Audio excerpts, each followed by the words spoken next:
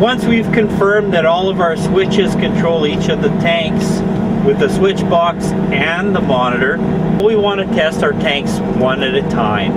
Tanks 1 and 4 have product in them, so we're not going to run them from the cab to set up our maximum RPMs and motor loads. So we're going to go first to our tank 2, which is an empty tank. We'll turn it on. We can use the touchscreen or the switch box here, or the switch box on the tank. We'll use the touchscreen for now. I've entered a manual speed in the configurator of a normal seating speed. Got 5 miles an hour there. That displays down here, showing the little hand indicating that it's on manual speed. We have fan speeds. The tank clutch is on. Requested rate of 100 pounds. 0 motor load, 0 RPM. Our master clutch indicator is white, so we'll press it, and it's going to first go into a prime mode. So it's going to run for our preset value that we entered of 5 seconds. We're verifying that that works. Now we're watching product. We can actually see RPM on that. And it shows a motor load of 21.8% or so. RPM of 334. And I purposely put tank 3 in low range, tank 2 in high range. I want to test the maximum RPM of that shaft. To do that, I hit 600 pounds. The motor load climbs,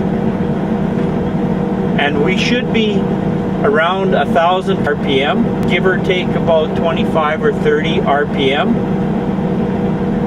which we are. That shows us that our priority valve for our metering hydraulics is set correctly. I'll go back to a standard 100 pounds.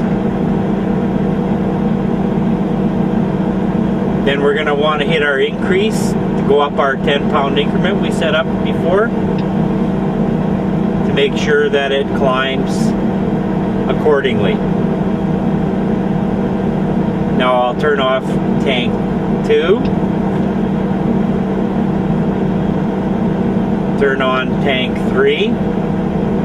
It's got a requested rate of 100 pounds. The motor load went right up to 95%. So that means that it can't even achieve the 100 pounds I had as a preset 1. But it also shows that it'll cap it at 95% voltage going to the valve. So I'll drop the rate to something below the maximum.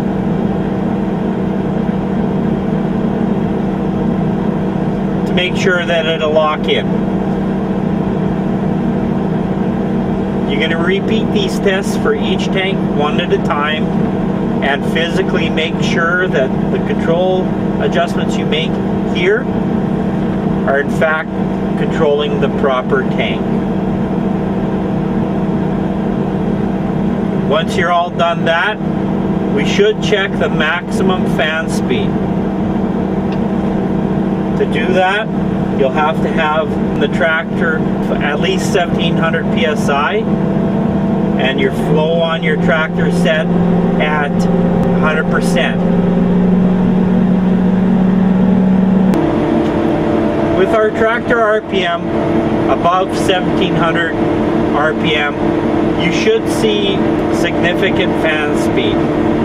With the high speed and high capacity and high pressure fans, they're designed to run in excess of 6,000 RPM. But they only achieve this fan speed with back pressure. If you're not getting enough fan speed with product, then you will need to check your hydraulic output of your tractor. With good flow 3/4 inch couplers, we've got 5,249 RPM on fan 1, 5,900 on fan 2, those are fairly normal numbers. This will achieve close to 6,000 RPM and above 6,000 RPM on fan 2. We have more fan speed on fan 2 than fan 1 because we use some oil on the fan 1 circuit to run our metering drive. This is very normal.